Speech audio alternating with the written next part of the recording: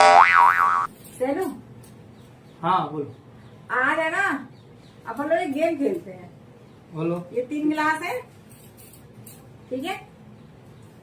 ये टमाटर रखूंगी इसके अंदर और तुम्हें बताना है कि किसके अंदर टमाटर है। अगर तुमने सही सही बताया तो आज सारा दिन मैं तुम्हारे साथ ही रहूंगी, ठीक है। 5, 4, 3, 2, 1।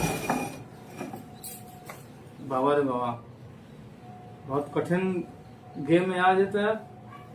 सोच समझ के बताना। अरे देवा, अगर मैंने सही बता दिया तो तुम पूरे दिन मेरे साथ रहोगे आज, है? बिल्कुल, देखो बिल्कुल सही सही बताना है ना। अभी मजा आएगा ना भिड़ो।